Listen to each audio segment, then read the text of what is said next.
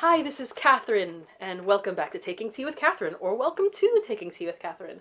This is a lovely Moroccan mint tea in a lovely mug, one of my favorites, which kind of matches. I guess it's slightly like Thailand Moroccanish, but Moroccan mint tea is usually sipped in glass tea glasses, which I don't really have, so whatevs. I like Moroccan mint tea. This is not like a proper one. It's one of those blends you get in shops, but it's still good. But I really need to finish it because it's getting quite old. So, and making room for other things in my apartment is probably a good idea right now because we got ourselves a book haul today. And yes, I had resolved to try not to do beyond because I'm ordering most of my groceries online now just for, safety purposes or whatever. And there's ups and downs to doing that, but I can't say I'm not online shopping. Obviously, I've been buying things online, and not everything I've bought is necessary. Yes, I have bought unnecessary things. Case in point, I can't have this right now because I've been dealing with insomnia, and this kind of caffeine would not be a good idea. But one day, when I just feel like taking the risk to myself, I'm going to have this Frappuccino. I used to love these things, and they don't always agree with me, but oh my goodness, one day I'm totally going to have this. And I also got this, which is good with tea, so I don't feel so bad. Shortbread. I mean, you could get this in a lot of shops, but, I couldn't get Devon cream. I was ordering online. This is going to sound so first world problems, hashtag, but I was ordering online, and they had Devon cream, and I was like, that would be so nice. Because I was whining to myself. I was like, there's so many things right now I can't have. Blah, blah, blah, blah, blah. But that would be great. And then they ran out. I ordered it, but then they ran out afterwards. And they offered to replace it with sour cream. I was like, you what? So, I am very grateful for the things that I have. I have a lot of things to be thankful for, and it's always good in these times to be grateful. But as you guys may know if you've been around this channel before, that I am somewhat a level-headed person, but I do have a pretty severe anxiety disorder and other things that I don't talk about too much, but because I don't want to depress everybody, but generally I'm okay. But in this type of situation, like even my day-to-day situation, I will have the occasional meltdown. And one of the things that I have had a meltdown over the past couple of weeks, and I had one this week too, and I'd already made my online order at that point, so I can't blame the online making that order on this particular one, is just the whole thing about my lack of being able to take my really long walks. I mean, I could still walk a little bit, but you gotta wear all kinds of things that are just not fun to walk with. And then, I do the FOMO thing where I see people online taking nature walks, and they're totally within their rights to do so because they're not, touching other people. They're well within 6 feet of other people, and that's great. But it's hard for me because I'm like, I need to take these walks sometimes. Then I narrow it down in my state and say, okay, yes, dude. I don't usually call myself dude, but in moments like that, don't forget that there are people who are literally quarantined to the point that they cannot leave their apartment at all, or they are physically unable to leave, or they're very sick, and right? So, yes, but it also kind of justified me when I just decided, okay, I'm not buying anything online. I almost bought a treadmill, but didn't. Because I just, just decided not to. But, okay, I'm buying food and I'm buying cat food, mostly. I'm going to buy some books. And this is where the haul came from. I only feel a tiny bit guilty because I do have too many books in my life to choose from. But you know what? That's it. That's my explanation. Is there logic in this? I don't know. For an older, slightly, getting up there kind of tea, it's really good. So I ordered from 2 different places. And the first place I ordered from was one of my favorite online places. My cat is scratching the curtain. But I love Janie.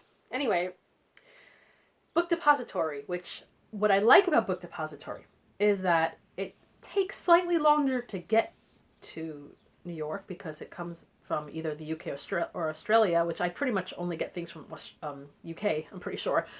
But but you get the UK editions, and I usually like them better. Everybody has a different opinion, but I usually like them better. And they always come with a bookmark, which, I don't know, I like that it comes with a bookmark. Because they're usually quite nice. Sometimes they're not, but usually they're quite nice. And this is a book that I've been wanting to read for some time. I keep seeing it recommended online, because that's the only way I see people right now.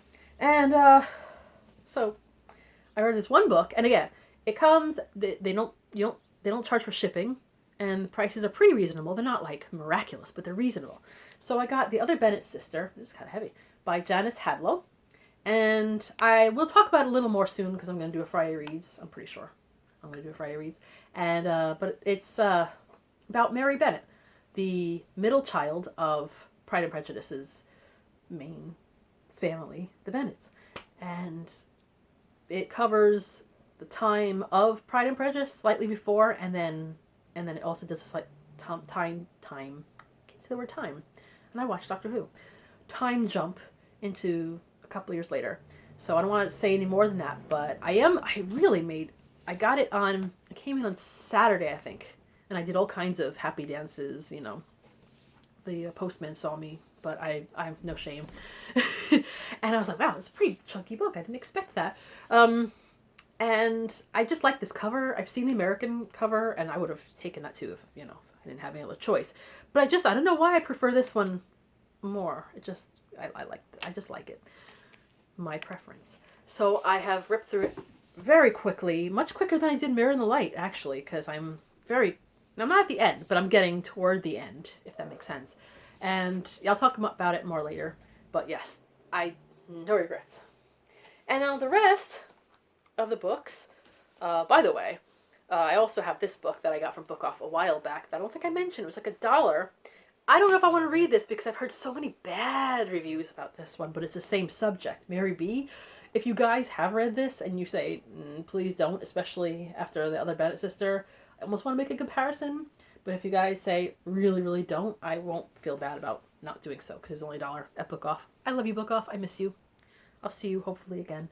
So let's go to Book Outlet now, which I think I've covered on this channel often enough. It's a great online kind of a consignment-ish situation, I guess, where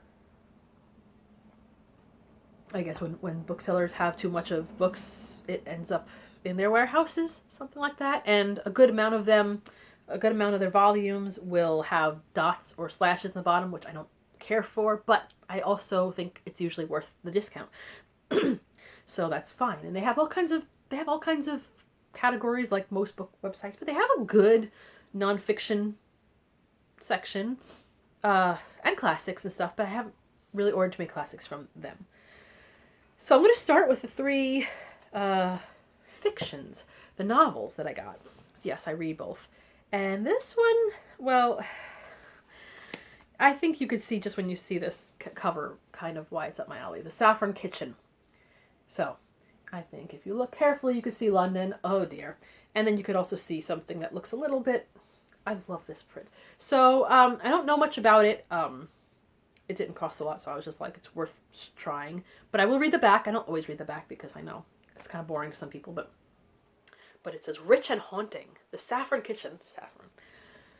Paints a stirring portrait of a family shaken by events from decades ago and worlds away. On a rainy day in London, the dark secrets and troubled past of Mariam Mazar surface violently, with tragic consequences for her daughter Sarah and her newly orphaned nephew Saeed.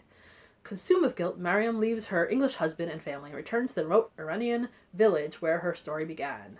In a quest to piece their life together, Sarah follows her mother and finally learns the terrible price Mariam once had to pay for her freedom and the love she left behind. Okay, and I like this. Set against the breathtaking beauty of London and Iran, this stunning family drama is a novel of tremendous hope. See, that is kind of what sells me because it sounded a little bit down. And I don't know when I'm going to get to this book, but it sounded down. I was like, am I really going to... Sometimes when books are like this, I get a little like, oh my goodness. But when I heard the word hope, I was like, maybe. So I hope it'll be good. Speaking of which, then I found this one. I love this cover. It's just so... By Melanie J. Fishbane, We used to have a shop near me, like a candy store kind of situation, like a corner shop called Fishbines. I just thought of that. It's not been around for a while. But anyone from Queens? New York, if you remember that? Okay, so anyway, this is called Maud. And it is a novel inspired by the life of Ella Montgomery. And again, because I've been doing a lot of reading of Anne of Green Gables type of Ella Montgomery's books, and plan to do more hopefully soon, I thought, that could be cool. I have that book that's supposed to be based on Marilla Cuthbert, and this is a real person, which I kind of like. It's to me, it's like biographical fiction is almost like historical fiction. Am I right?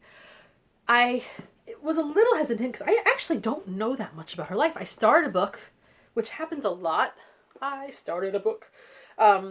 A lot of times I start books that I check out from the library, and then somehow I either have taken too many books out and can't read, or have too many books that I'm reading at once, and I end up having to abandon some. And there was a biography I had started about her and that I had to abandon at some point. And I don't think I was in the middle of the Anne of Green Gables books or any of her other fictional works, so it wasn't really resonating anyway. It might now, but this hopefully will tell me something about her that's hopefully based on truth. Hope. I did read an article recently. It wasn't a very recent article, but it was about one of her family members seems to think that she ended her own life. And I was like, oh gosh, I never would have, I don't know. That makes me very sad. I mean, a lot of my favorite writers have done so, but I just didn't expect it of her. But you know what? Anyone who could create characters like Anne or Emily or Rilla or even Matthew, I mean, you know. Emily's another series, but anyway, let's hope this is a cheerful book, or at least somewhat. I don't know. I don't need things to be like delightfully cheerful, but you know. So this book, it was like really, really cheap, and I actually, and it doesn't have any of the markings on it. Yay! I bought it for the cover because I am like, if I see a fox, you know how people comment on YouTube, they're like, I'm a simple person. I see this, I click, and when I see that now, I'm like, okay. All right, everybody said that, but I am a simple girl. When I see a fox, I try to buy it. And it also has other animals in it. If you look carefully, you see an owl, a bunny, a rabbit, a butterfly, a birdie, and a squirrel. So these are all animals I like, for the most part. This is Forest World. I don't know if it's an adult book. It's probably for kids. I don't know. By Felix Salten, author of Bambi. So is that Bambi? Probably, right? So is it going to be depressing? Probably. So anyway, I don't know much about it, but I thought if I'm in the mood for kind of a light reading, because it's not, I don't know if it's for kids or middle grade or whatever it is, but well, yeah, it's a children's book. It's a Latin imprint of Simon & Schuster's children's publishing division, so children's books. I try things. All right, so now we're up to nonfiction. Well, this is not really a book, but London Letters.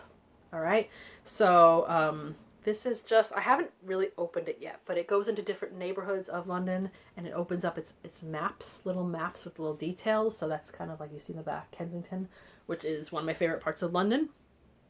So I don't know if that's going to depress me, so I don't know if I really want to look at it right now, or maybe it'll just be nice to look at in lieu of going there. It'd be nicer if I had my Devon cream.